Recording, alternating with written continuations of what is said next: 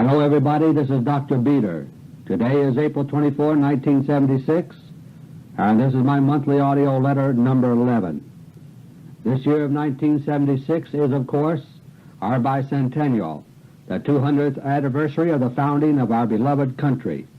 It should be a time for reflection on our hard-won, unique heritage and for thankful celebration of it. At the same time, it is only fitting that we also look ahead and give some thought to our future destiny and that of our trusting children. But on all sides, we Americans are being bombarded with propaganda, enticing us to focus only on the future without bearing in mind the lessons of the past.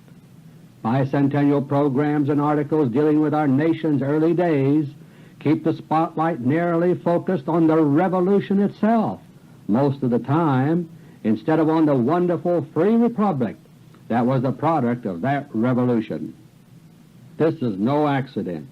It is intended to gradually make us more revolution-minded in order to make the so-called Second American Revolution, being promoted by John D. Rockefeller III, seem more and more acceptable to us. The wise first President of our Republic, George Washington, left us with advice in his farewell address that was so forward-looking that it is still valuable today, and time after time he referred to experience as, quote, the surest standard, unquote, by which to judge existing and planned governmental measures. This stands in stark contrast to the approach that is preached regularly by the man who wants to preside over the end of our free republic, Nelson Rockefeller. He keeps saying, quote, forget the past and let's look to the future, unquote. To what sort of future does Nelson Rockefeller ask us to look if it has nothing to do with our past? It is the future that was spelled out as early as 1924 by the father of Nelson and his brothers, John D. Rockefeller, Jr., in a talk to a group of students. John, Jr. was quoted by his attorney, agent, and biographer, Raymond B. Fosdick, as saying on that occasion, and I quote, "We are standing tonight on the mountaintop with the world spread out at our feet. Your country, my country, all of us. So it may come to pass that someday, the people of all nations will stand on the mountaintop together, and no one will speak of my country, but we will speak of our world," unquote. So, my friends, the real question of America's destiny that now confronts us is one which has been forced upon us by the four Rockefeller brothers, David, Nelson, Lawrence, and John D. III, pursuing this objective spelled out by their father. It is essentially the same question that faced President Abraham Lincoln just over a century ago, whether or not the United States of America was to be destroyed. The threat then was one of destruction by dismemberment and fragmentation, and it was met by the use of federal powers to maintain the Union. The threat today lies at the opposite extreme of over-centralization of power, and it can be met only by reasserting individual and state powers and rights under the Constitution. To explore the radical change of direction in Americans' destiny that is being plotted and manipulated by the four Rockefeller brothers and their allies, I want to talk about the following three topics today. Topic number 1, how individuals are being reduced to sacrificial pawns in the Rockefeller program to protect and advance their own interests. Topic number 2, how nations are being maneuvered into war and destruction as part of the Rockefeller scheme of progress. And topic number 3, how we are being pushed and tricked into discarding our heritage of freedom to accept Rockefeller dictatorship. Topic number 1. One of the strangest and most sensational kidnap episodes in history began on February 4, 1974, when a young lady named Patricia Hearst was kidnapped from her apartment in Berkeley, California. Her kidnappers soon identified themselves as a radical group called the Symbionese Liberation Army, or SLA. Thus began a nightmare of impossible demands, tape recordings, merciless publicity, shootouts, and unrelenting pressure behind the scenes for Mr. and Mrs. Randolph Hearst. On April 3, 1974, a tape recording announced a new twist, that Patty Hearst had joined the SLA under the new name Tanya, and a few days later Tanya helped rob the bank as if to prove what she said. Just for good measure, a few days after that, Tanya was seen spraying bullets from an automatic rifle to cover SLA member William Harris as he left a store where he had allegedly been shoplifting. Soon the SLA was all but wiped out in the spectacular shootout in Los Angeles. But somehow Tanya just happened to be elsewhere, watching it all on television. Tanya had escaped, and for more than 16 months, in spite of an alleged manhunt nationwide by the FBI, she and her SLA companions William and Emily Harris reportedly continued to evade capture. But finally, on September 18, 1975, the manhunt suddenly ended as abruptly as it began. Tanya and the Harrises were found right in San Francisco, no less, where it all began, and the trio were quickly rounded up without much fuss. I mentioned briefly in Monthly Audio Letter number 7 that the SLA was a CIA operation, and that its purpose, in which it was successful, was to bring about a Rockefeller takeover of the huge Hearst empire. But now I believe the time has come to tell you more, for two reasons. First, I fear for the life of Tanya, the impersonator of Patty Hearst, who is currently in custody. And second, I am now convinced that Mr. and Mrs. Hearst, Patty's parents, do not know that the girl captured last September is an impostor. Until very recently, there were indications that they knew this, but were keeping their silence about it to protect the rest of their family. For that reason, I have refrained from discussing the details of the Patty Hearst case, other than to tell you about the Rockefeller takeover of their holdings. The Hearsts, of all people, have good reason to fear additional CIA-engineered reprisals against them, and I would never want to usurp their personal prerogatives. But I have at last obtained evidence which convinces me beyond question that Mr. and Mrs. Hearst are still in the dark. And it is for their sake, and for the sake of the life of the girl, whoever she is, that I am about to reveal the truth in the Patty Hearst case. For I truly believe that the truth, even when it is unpleasant, is always to be preferred over lies, no matter how pleasant or convenient. And only the truth can provide the basis for justice to be done.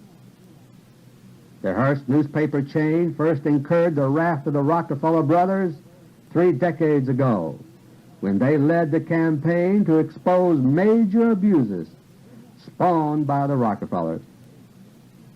For example, it was the Hearst chain that publicized secret congressional testimony showing that America's atomic secrets were handed over to the Soviets, not stolen by them, even before our first atomic bomb was finished, and that the Rockefellers were directly involved in this.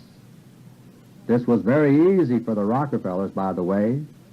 The world's first controlled nuclear reaction was achieved at their own University of Chicago, late in 1942, and the Manhattan Project worked outward from there. Even this name, Manhattan, for the atomic bomb project was chosen as a subtle acknowledgment of the real bosses of both atomic energy and the nation's power centers in Manhattan, the Rockefellers. The Rockefeller interests launched savage counterattacks on the Hearst empire, using financial and other means to force many of the Hearst newspapers out of business, just as they are presently strangling the Star here in Washington by means of an advertising boycott. But the Rockefeller brothers never forget, and their ultimate goal was to eventually take over complete control of those portions of the Hearst business complex that managed to survive the initial Rockefeller counterattacks. Patty Hearst was the pawn they used in order to do so. The first tapes after Patty was captured were full of fear and urgency, and relayed crushing demands to her parents as conditions for her release. Mr. Hearst was coerced into incredible outpouring of his resources in a giveaway program, only to have the demands from the SLA keep rising until they became unreachable.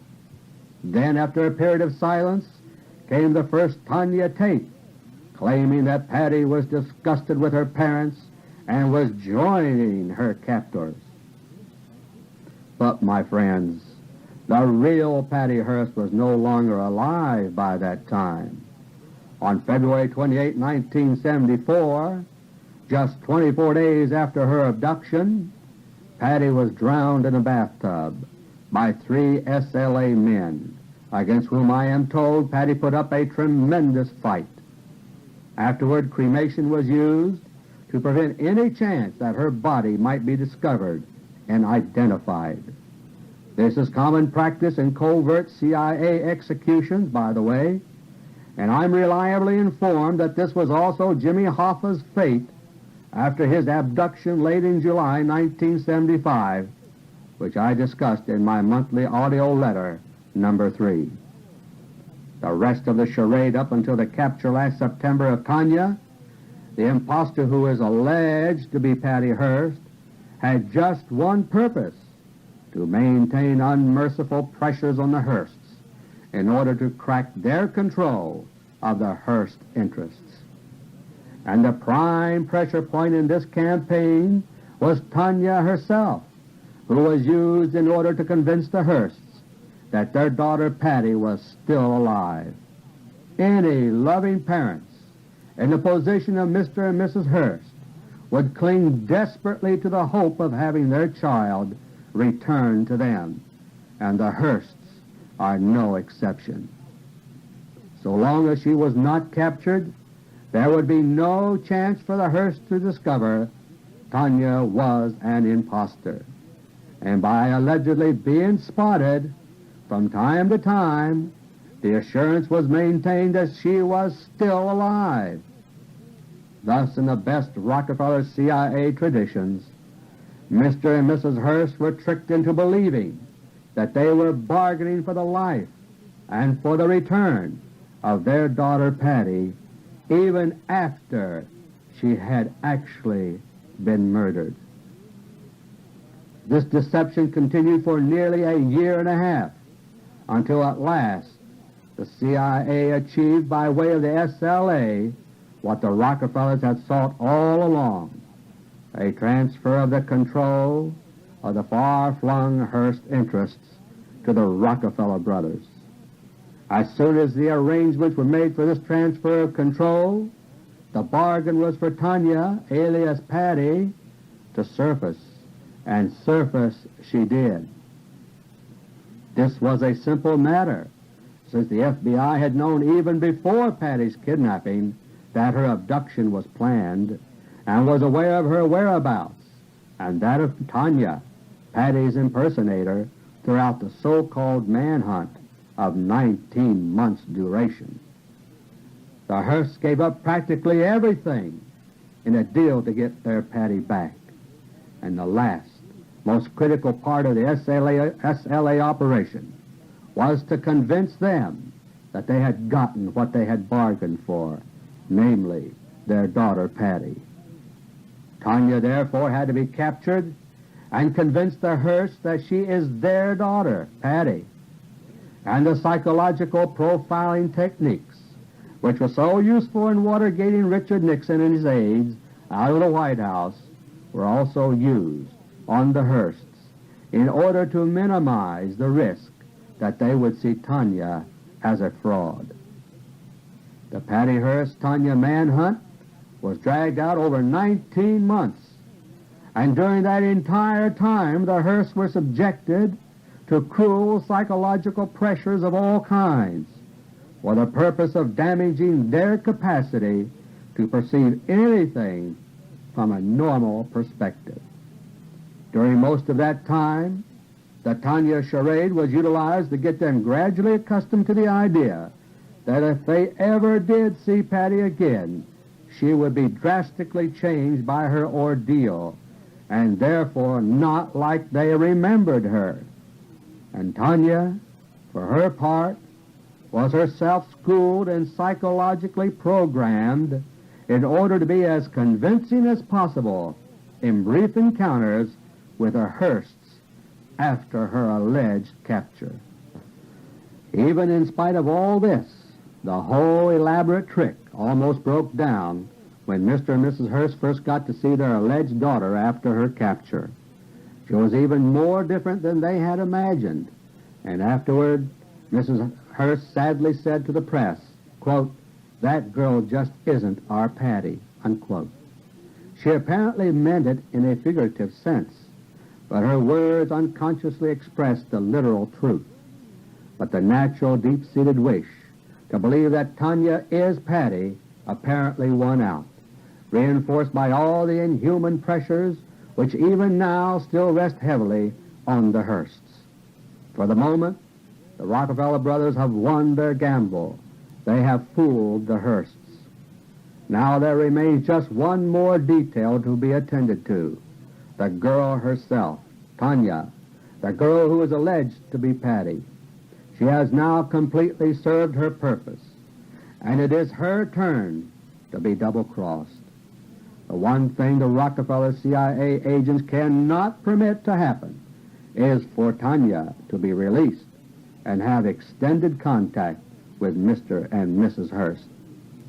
It is one thing for Tanya to hoodwink the Hearsts into believing she is Patty during brief encounters under tense, unnatural conditions in unfamiliar surroundings and against a 2-year backdrop of nightmarish events.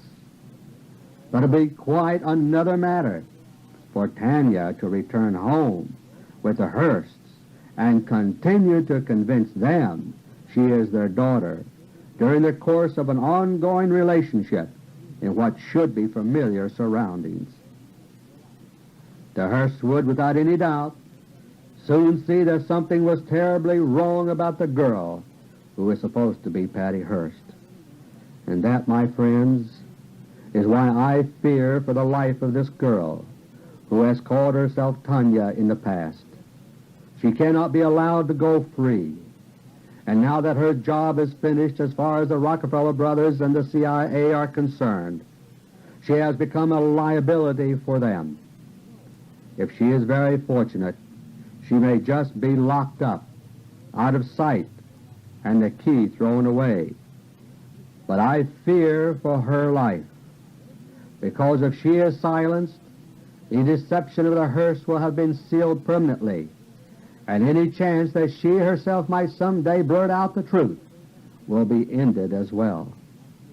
If this happens, Tanya will have gone the way of Lee Harvey Oswald, Jack Ruby, and many others before her. The Patty Hearst case is a tragic example of the way in which individuals are seen as nothing more than pawns to be pushed around on the chessboard of power by the Rockefeller brothers and their helpers. But you do not have to be a Hearst or a Nixon or a Hoffa to become a Rockefeller CIA pawn. I revealed in my monthly audio letter number 5 for October 1975 that electronic psychological programming techniques are being used by the CIA to program people like human robots, to do all kinds of things they normally would not do. There is now a rising demand by the CIA for people who can be made to run involuntary errands for them this way. Busy as they are with bombings, terrorism, and other projects to warp America's bicentennial to Rockefeller purposes. But people vary considerably in their receptiveness to such programming, and a catalog of highly receptive individuals is therefore of great interest to the CIA. Therefore the CIA has secretly aided in the establishment of a chain of centers which offer to help you quit smoking, lose weight, or stop drinking almost overnight. What they use are psychological conditioning techniques which are related to the very much more advanced techniques used by the CIA. And if you go to such a center and your therapy reveals a very high susceptibility rating, your name, with or without the knowledge of the particular center you visit, will end up in a special CIA file for possible future use. If you contemplate using such therapy, you should be warned of this hidden liability. If you have already used it, I can only suggest that you exercise due caution whenever you must receive medical care, especially if hospitalization is involved. If possible, stick with your family doctor or others you know you can trust. On March 24, 1976, President Ford announced still another effort to treat us as pawns, and this time every man, woman, and child in the United States is intended to be involved. I refer, of course, to the trumped-up swine influenza threat and the proposal to inoculate everyone against it. The stated medical reasons for this totally unprecedented project are so patently flimsy that everyone from the World Health Organization to individual doctors all around the country have sharply questioned what is proposed. Many doctors have gone so far as to openly ask what the real political reason for it is. So unconvincing is the medical basis for it. Meanwhile, the Rockefeller-controlled major media are beating the drums in favor of it. Some groups have questioned whether perhaps something sinister is to be added to the vaccine. But while this could be done, it is not the underlying reason for the swine flu program.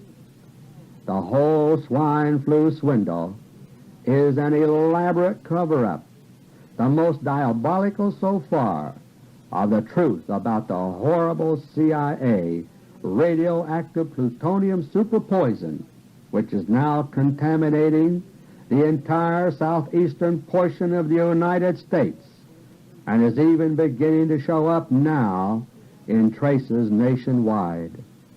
This is the poison which was stored in the central core vault of the bullion depository at Fort Knox, as I first revealed in my monthly audio letter number 5, October 1975.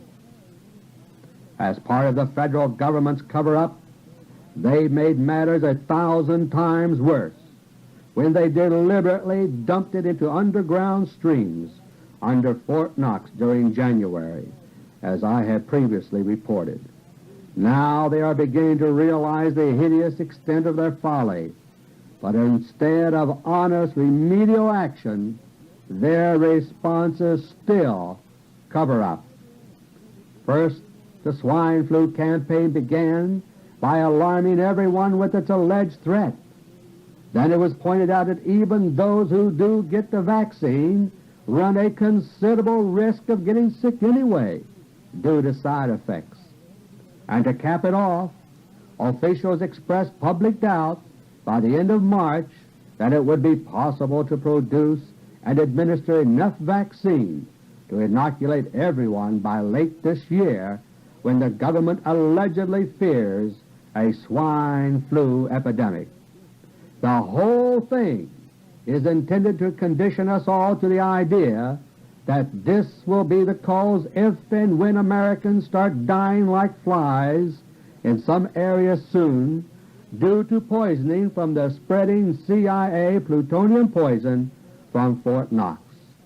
And just for good measure, preposterous stories have also found their way into print recently, alleging in effect that plutonium is practically harmless, based on records which have suddenly been discovered recently about people who were injected experimentally with plutonium years ago. It's all a big game of look over there, and you, your children, and your loved ones are the pawns in this cold-blooded game. Topic number 2. Down through the centuries, war has always been an evil which the vast majority of individuals have feared and wanted to avoid. Yet we all know they keep right on happening. And why? Because they also have always been small groups of men who have viewed war from a very different perspective. To them, war is just one more tool to be used in both the exercise and the expansion of their own political and economic power. In the 20th century, wars have become bigger, more frequent, and more savage than ever before. For nearly 3 generations, one place or another around our planet has been aflame with the fires of war and revolution. And now, having already suffered 2 world wars, we are stepping across the threshold of a 3rd. What's wrong? It said that from a little acorn a mighty oak will grow, and where war is concerned, a very important acorn was planted shortly before World War I. The trustees of a tax-exempt foundation, known at that time as the Carnegie Endowment for International Peace, which involved an alliance of the Rockefeller and Carnegie interests, spent a full year debating just one question: is war the best way by which to alter the life of a nation? And incredibly, my friends, the conclusion they decided upon was yes. Shortly thereafter, World War I began. President Woodrow Wilson, a Rockefeller puppet, was enthusiastically supported by the trustees of the Carnegie Endowment when he got America into the war. And on at least one occasion, they even sent Wilson a telegram urging him not to let America's involvement in the war end too soon. They did not want to cut short all those desirable changes in America that were to be expected as a result of our involvement in that war. Desirable according to their criteria, of course, not yours or mine. By the time World War II was brought about by the Rockefeller interests and their allies, this philosophy was even more entrenched and more powerful. The United States was deliberately dragged into World War II by means of Pearl Harbor, with the active help of President Franklin D. Roosevelt, and as in World War I, World War II was also deliberately dragged out longer than necessary in order once again to bring about major changes in national life, not only in the United States, but in other countries as well. For details on this subject, I refer you to the recent 2-volume audio book talking tape, number 7, entitled The Tragic Truth About the FDR Era, recorded in February 1976 by Colonel Curtis Dow and myself. FDR was Colonel Dow's father-in-law, and Colonel Dow speaks from personal knowledge about many very important things. 3 years ago in my book, The Conspiracy Against the Dollar, I pointed out the very intimate connections that link politics, economics, and matters of war and peace. And in this regard, I tried to call attention to the very powerful, important new economic and political forces now emerging in Asia. And I ended my book in these words, and I quote, if the new Asian forces are not understood, but are met with ignorance and arrogance, then the world will indeed be headed not for a generation of peace, of which President Nixon has so proudly boasted, but for World War III, unquote. In the same context, I refer to the crucial importance of the Panama Canal, and in June 1974, on a radio program in Dallas, Texas, I relayed intelligence information I had just received, confirming that the Temera airfield in the Republic of Guyana, next to Venezuela, is now ringed with atomic missiles aimed at the Gatun locks of the Panama Canal and at cities in the United States.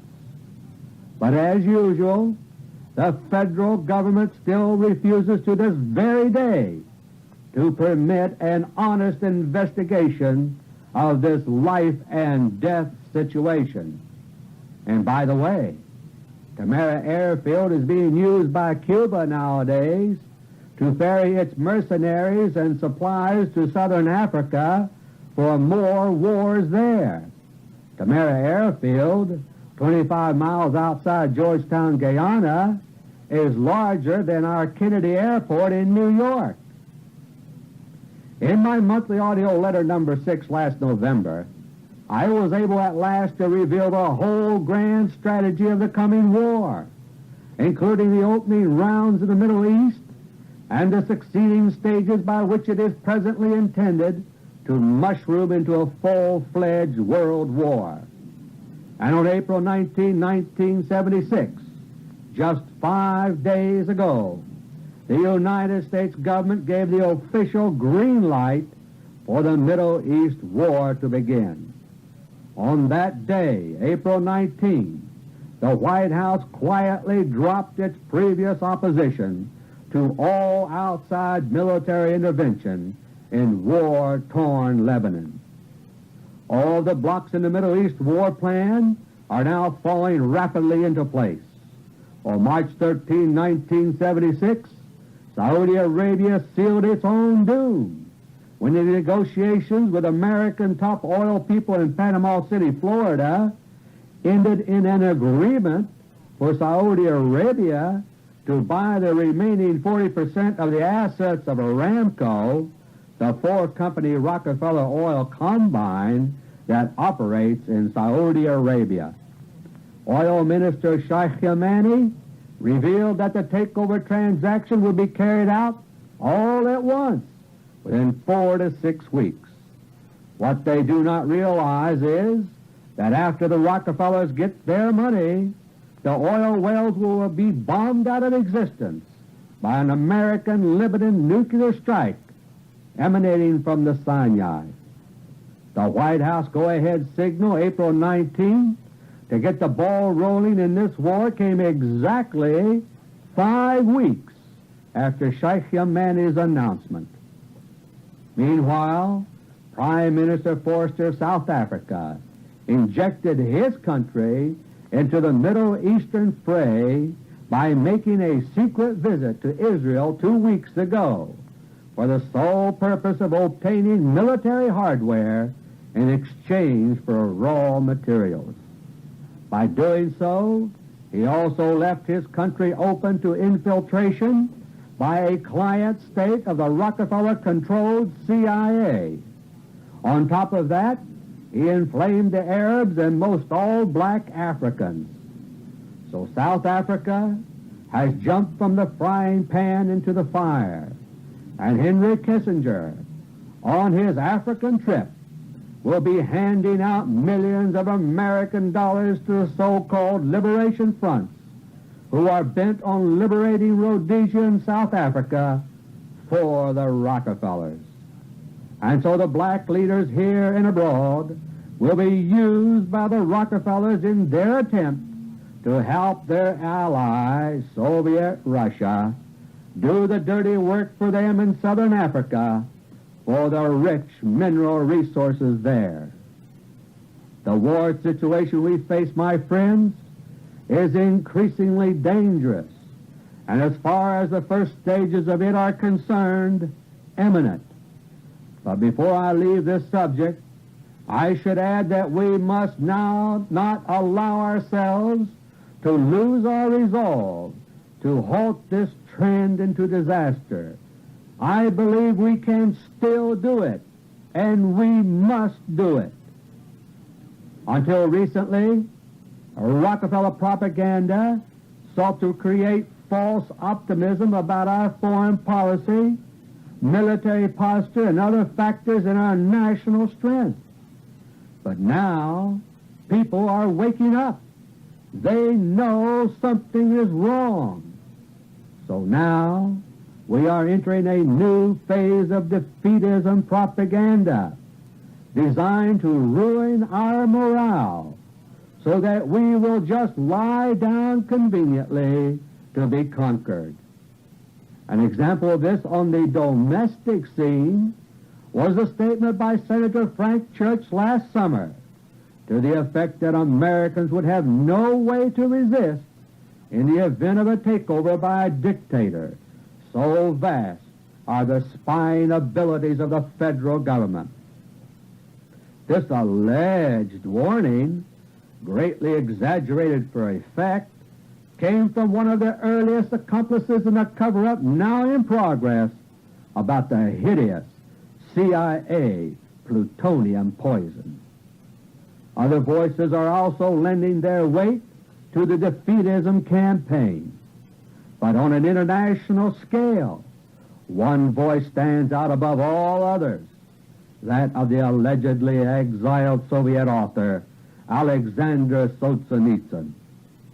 A recent quotation from Solzhenitsyn, which is a condensation of practically everything he publicly says today, is, and I quote, "I wouldn't be surprised at the sudden and imminent fall of the West," unquote. Then he goes on regularly and at great length to build up an image of Soviet power, supposedly matchless in its propaganda and quickly becoming invincible militarily. He speaks of all this in disapproving terms, thereby sounding as if he is on our side. But the image he paints, my friends, is still one of defeatism for us, an imminent victory for our real enemies. He spreads seeds of hopelessness, not of hope, as some would have you believe. Such hopelessness could cause the West to be defeated from within, just as France was in the 30s and early 40s. Even when he admits for a moment that the West could still save itself from complete takeover, which it still can, my friends, he follows that up by putting down any notion that he actually expects that to happen. But Solzhenitsyn is very powerful in his use of words, and he has become a Pied Piper with patriotic, freedom-loving individuals and organizations following in his train. What will be the effect, my friends, if a year or two from now, with war and economic and political chaos on all sides, Solzhenitsyn should dramatically announce, "The West is doomed. I'm going back home, to the home of communism, the wave of the future." Might not this be the crowning stroke the Soviets need to collapse remaining patriotic morale in the West? Apparently the Rockefellers and their Soviet allies think so. That's why their controlled media are now giving Solzhenitsyn tremendous publicity. And according to highly reliable intelligence information I have received recently, this is the real purpose for which Solzhenitsyn was sent to the West, while other Soviet dissidents remain unable to follow his path. Whether Solzhenitsyn himself is consciously involved in this, or whether he is simply the victim of psychological profiling and programming, the defeatism he is spreading could prove to be one of our most mortal enemies. Remember, it was Lenin who also was in exile in Zurich and who longed for the collapse of Russia. So why could not Solzhenitsyn, who also is supposed to be in exile in Zurich, long for the collapse of the West? Topic number 3. If you have one of the newly issued $2 bills in your pocket, please take it out and look at the back, which depicts the signing of the Declaration of Independence in 1776. The seated gentleman, that is number 7 as you count from the left, is supposed to be Robert Morris, according to the original painting of this scene by John Trumbull. Morris was then a wealthy financier who gave his all for the cause of freedom and independence, and ended up penniless as a result. In his original painting, Trumbull honored Morris for his sacrifices in the cause of freedom by depicting him prominently in a shining light with a proud look of determination on his face. After all, if it had not been for Morris, the ragtag army of the United States might have collapsed for lack of funds. On the new $2 bill, Morris's important role is also symbolically acknowledged, but by people who want to undo the freedom which his sacrifices helped bring about. On the bill, Morris is darkened into obscurity, just as our unseen rulers want to obscure and blot out our freedom. As I have mentioned before, such subliminal propaganda messages and signals are all around us, such as the state flag postage stamps, which say bicentennial era, code words which refer specifically to the so-called Second American Revolution program of John D. Rockefeller III. In more direct ways, too, Rockefeller propaganda is designed to advance their program toward dictatorship. On April 18, 1976, the Rockefeller-controlled Atlantic Richfield Oil Company, known as ARCO, A-R-C-O, began taking out full-page ads nationwide for something they called the Tricentennial. It pictures a mock American flag consisting of 300 white stars on a field of blue with a number 2076 in computer-style numerals against a field of red. And below that, it encourages you to write and tell what changes you want to see in America, without even a passing nod to the fact that you might like some things to remain as they are. The crux of the whole ad is contained in the words, and I quote, "In about 6 months, we plan to gather your responses, analyze them, and make a full report on what we found out," unquote. And, quote, "We'll make sure it reaches the people who are in positions to consider and act on it," unquote. What people do they mean? The Rockefeller brothers and their helpers, that's who. The new ARCO Tricentennial campaign is nothing more or less than a replacement for John D. Rockefeller III's National Committee for the Bicentennial Era, which was forced to shut down a while back after its bicentennial declaration ad of a year ago was exposed as the kickoff for the secret new Rockefeller Constitution. Meanwhile, Rockefeller progressed toward implementing their secret dictatorial New States of America Constitution is proceeding as fast as they are able.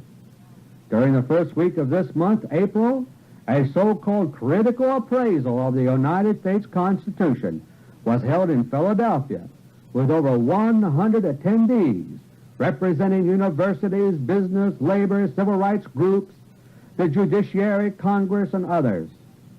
Prominent names from the Watergate investigation were on the list, including Henry Ruth, Jr., who served as the Watergate special prosecutor in the final phases. Can you imagine? Labor was represented by Victor Gottbaum of the AFL-CIO and Stephen Schlossberg, General Counsel of the United Auto Workers.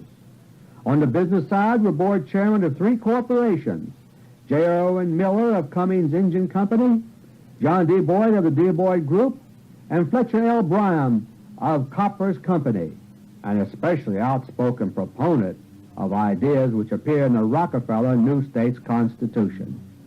The presidents of the Council on Foreign Relations, the League of Women Voters, and Common Cause was there, as well as the executive director of the American Civil Liberties Union and the co-director of the admittedly radical anti-capitalist People's Bicentennial Commission, Jeremy Rifkin. Top representatives were present from Time Magazine, the Federal Reserve System, and the American Bar Association. Nearly a dozen federal judges were in attendance, plus a retired Supreme Court justice, and the head of the General Accounting Office himself, Elmer Stack. It's hardly any wonder that Professor Marvin E. Wolfgang, president of the sponsoring American Academy of Political and Social Science, confidentially declared at the meeting, and I quote, "Neither the Congress nor the White House can ignore what we say here," unquote.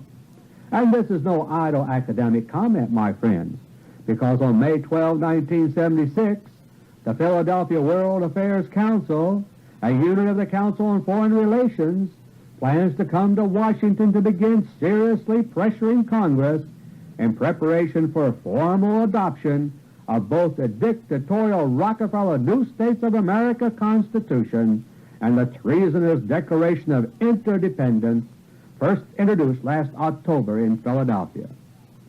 Meanwhile, the four Rockefeller brothers continue working to position themselves to take full command of the dictatorship they hope to create soon. Frontman Nelson is rapidly emerging now with the publicity campaign I mentioned he was planning in my monthly audio letter number 9 2 months ago, and he is pouring out all the stops. On one hand, to one audience, he says, forget the past and let's look to the future. But to another audience, he professes to be an unabashed believer in, quote, the old-fashioned virtues, unquote. Can you imagine? He says living by example is his key religious precept. But of course, he doesn't mention any of the examples of his past record that I revealed for you in monthly audio letter number 1. Most recently, he has even begun lashing out at old friends and allies, even close family friends of long standing, such as Dr. Dorothy Fosdick of Senator Henry Jackson's staff, in his consuming ambition to harness for himself the so-called conservative sentiment that is now sweeping across America. Nelson Rockefeller and his brothers are still playing their deadly end game of tactical maneuvering to meet contingencies, trying to time political and economic events here in the United States to mesh with fast-breaking events overseas in the build-up for war. To this end, my latest information is that 2 prime options have now been developed for Rockefeller's takeover of the presidency, and as usual, I reveal them in the hope that by doing so, such actions may be necessary, may be taken to prevent their happening. Option 1 may be exercised of the forces for Middle East war that have now been unleashed progress very rapidly, leading to war there and a declaration of emergency here before the conventions this summer.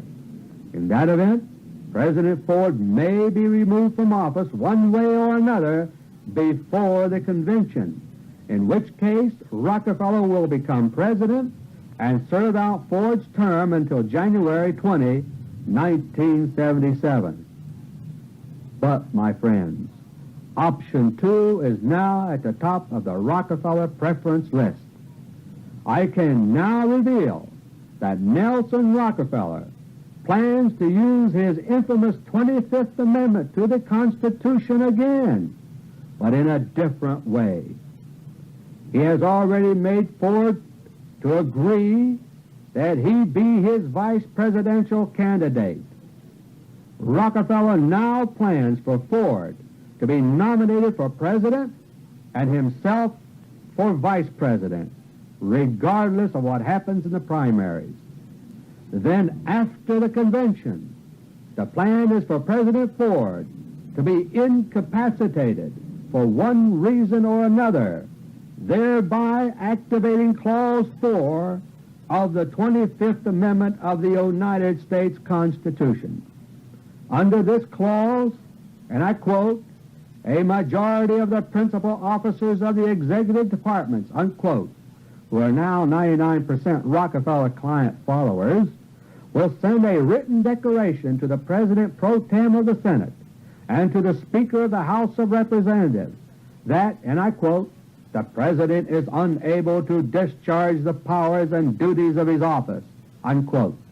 Thereupon, Vice President Nelson Rockefeller, who himself is the President pro tem of the Senate, quote, shall immediately assume the powers and duties of the office as acting President, unquote. Now get that, acting President. Rockefeller plans to achieve this on or about September 19, 1976, and in this capacity, under the provisions of the 20th Amendment, he will serve, quote, until a president shall have qualified, unquote. But that could be indefinitely, because part of the plan is also to call off the elections because of the very abnormal circumstances and attendant confusion. All this paving the way for acceptance of their dictatorial New States of America Constitution by a national referendum. And if you think such a thing just couldn't happen, just remember, the banks were closed and the people's gold was confiscated by FDR in 1933, and the people accepted it because of the abnormal circumstances. In World War II, Japanese Americans were rounded up and herded into concentration camps, an unthinkable act, yet it was accepted due to the abnormal circumstances. And would you have believed just 4 years ago that both a vice president and a president could be hounded out of office and be replaced by two appointees? My friends, our founding fathers realized that the day might come when our governments, both federal and state, would fail us in their constitutional duties to represent the people. It was for that reason that they included Article 10 of the Bill of Rights. Often it is called the States' Rights Amendment, but it should be called the People's Rights Amendment. It reads, and I quote, the powers not delegated to the United States by the Constitution, nor prohibited by it to the states, are reserved to the states respectively or to the people, unquote. I repeat, reserved to the people. So we have to look to ourselves. And it has now come down to that, to you, to me, to all the people of the United States.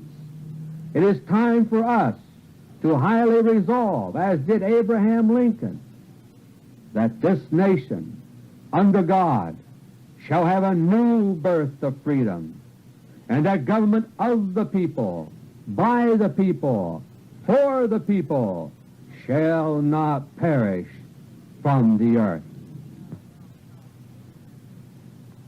Until next month, this is Dr. Beater. Thank you, and may God bless each and every one of you.